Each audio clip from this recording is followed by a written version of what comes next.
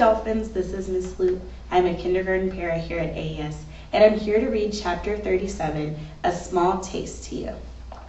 She was asleep and dreaming of her mother, the queen, who was holding out a spoon to her and saying, "Taste this, my sweet pea, taste this, my darling, and tell me what you think." The princess leaned forward and sipped some soup from the spoon her mother held out to her. "Oh, Mama," she said, "it's wonderful. It's the best soup I have ever eaten." "Yes," said the queen, "it is wonderful, isn't it?" "May I have some more?" said the pea. "I gave you a small taste so that you would not forget," said her mother.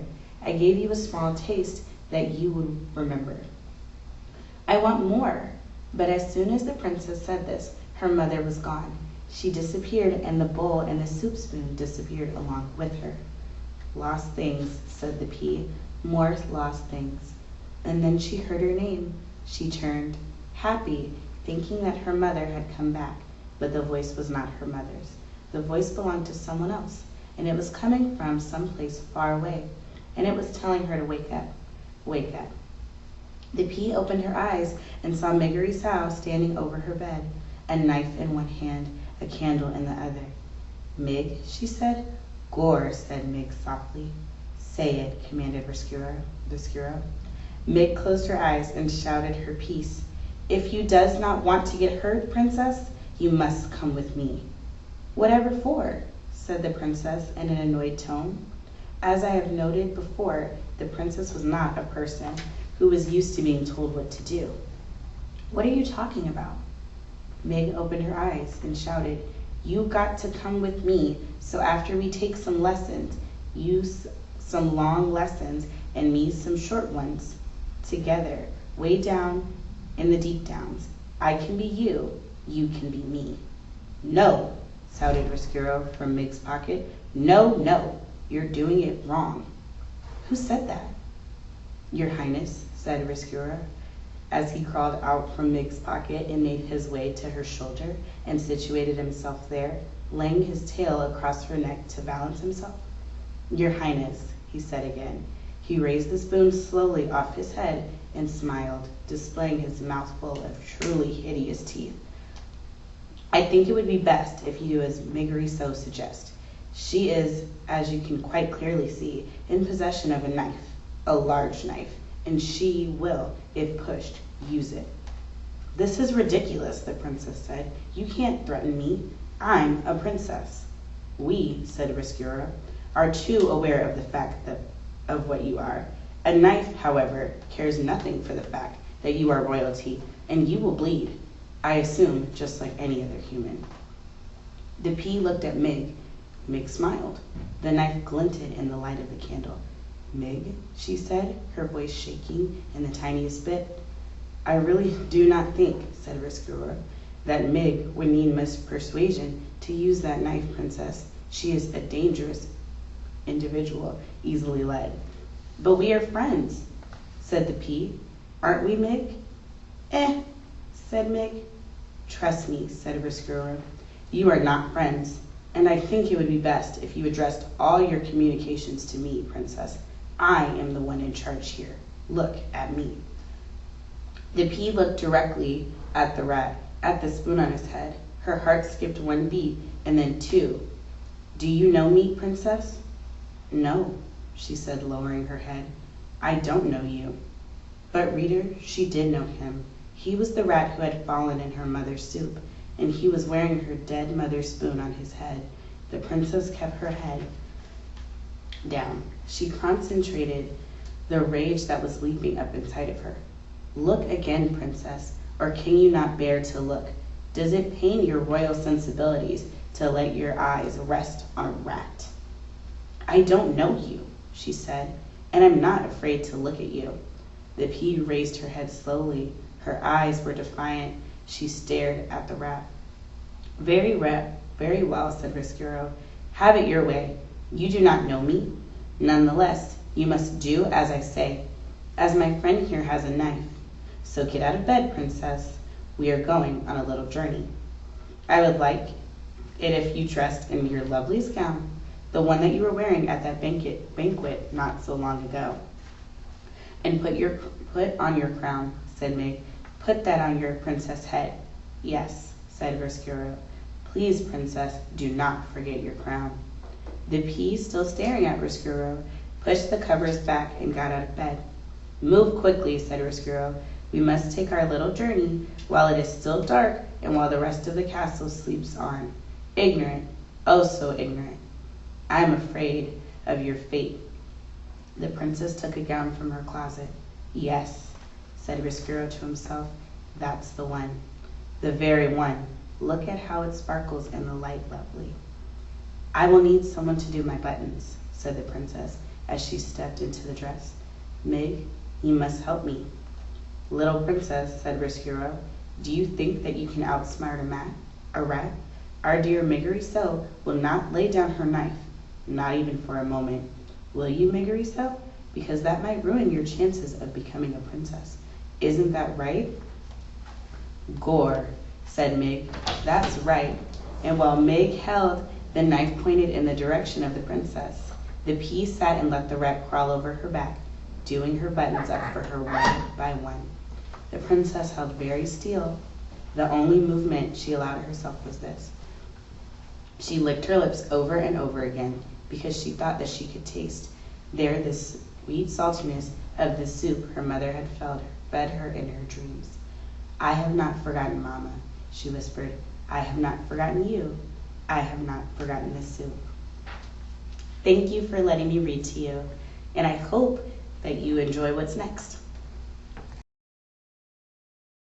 Hi everyone, my name is Miss Mallory. I'm a substitute here at AES, and today I am going to read you chapter 38, To the Dungeon. The strongest threesome made their way down the golden stairs of the castle. The princess and Mig walked side by side, and Roscuro hid himself again in the pocket of Mig's apron. And Mig pointed the sharp tip of the knife at the princess's back, and together they went down, down, down. The princess was led to her fate as around her everyone slept. The king slept in his giant bed with his crown on his head and his hands crossed on his chest, dreaming that his wife, the queen, was a bird with green and gold feathers who called his name, Philip, Philip, Philip, without ceasing. Cook slept in a too small bed off the kitchen, dreaming of a recipe for soup that she could not find. Where did I put that? She mumbled in her sleep. Where did that recipe go? It was for the queen's favorite soup. I must find it. And not far from Cook, in the pantry, atop a bag of flour, slept the mouse Despereaux, dreaming, as you know, reader of nights in shining armor of darkness and of light. And in the whole of the darkened, sleeping castle, there was only the light of the castle in the hand of Miggery. The candle shone on the princess's dress and made it sparkle, and the princess walked tall in the light and tried not to be afraid. In this story, reader, we have talked about the heart of the mouse and the heart of the rat and the heart of the serving girl, Miggery, but we have not talked about the heart of the princess.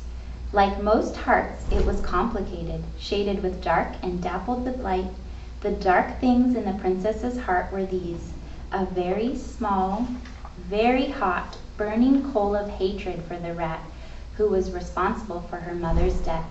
And the other darkness was a tremendous sorrow, a deep sadness that her mother was dead and that the princess could now only talk to her in her dreams. And what of the light in the princess's heart? Reader, I am pleased to tell you that the pea was a kind person, and perhaps more important, she was empathetic. Do you know what it means to be empathetic? I will tell you. It means that when you are being forcibly taken to a dungeon, when you have a large knife pointed at your back, when you are trying to be brave, you are able still to think for a moment of the person who is holding that knife. You are able to think, oh, poor Mig, she wants to be a princess so badly, and she thinks that this is the way. Poor, poor Mig. What must it be like to want something that desperately? That, reader, is empathy. And now you have a small map of the princess's heart. Hatred, sorrow, kindness, empathy. the heart that she carried inside her as she went down the golden stairs and through the kitchen, and finally, just as the sky outside the castle began to lighten, down into the dark of the dungeon with the rat and the serving girl. That's the end of chapter 38, To the Dungeon. Here's what's coming next. Hi, my name is Technical Sergeant Joshua Sanders with the 36th Civil Engineer Squadron Explosive Ordnance Disposal Flight, and today we're going to be reading Chapter 39, Missing. The sun rose and shed light on what Despereaux and Miggery-Sow had done. And finally, Despereaux awoke, but alas, he awoke too late. "I haven't seen her," Louise was shouting, "and I tell you, I wash my hands of her. If she's missing, I say good riddance. Good riddance to bad rubbish." Despereaux sat up. He looked behind him. Oh, his tail! Gone! Given over to the knife where the tail should be, nothing but a bloody stub. "And more foul play, Gregory dead," shouted Cook. "Poor old man, that rope of his broken by who knows what, and him lost in the dark and frightened to death because of it. It's too much." "Oh no," whispered Despereaux. "Oh no, Gregory is dead." The mouse got to his feet and began the long climb down from the shelf. Once he was on the floor, he stuck his head around the door of the pantry and saw Cook standing in the center of the kitchen, wringing her hands. Beside her stood a tall woman, jangling a ring of keys. "That's right," said Louise. "All the king's men was down there searching for her in the dungeon, and when they come back, who do they have with them? They have the old man, dead. And now you tell me that Mig is missing, and I say who cares?" Despereaux made a small noise of despair. He had slept too long. The rat had already acted. The princess was gone. "What kind of world is it, Miss Louise, where the princess are taken from right under our noses, and queens drop dead, and we cannot even take comfort in soup?" And with this, Cook started to cry. "Shh," said Louise, "I beg you, do not say that word." "Soup!" shouted the cook. "I will say it. No one can stop me. Soup, soup, soup!" And then she began to cry in earnest, wailing and sobbing. "There," said Louise. She put a hand out to touch Cook, and Cook slapped it away. "It will be all right," said Louise. Cook brought the hem of her apron up to wipe at her tears. "It won't," she said. "It won't be all right ever again. They've taken our little darling away. There ain't nothing left to live for without the princess." Despereaux was amazed to have actively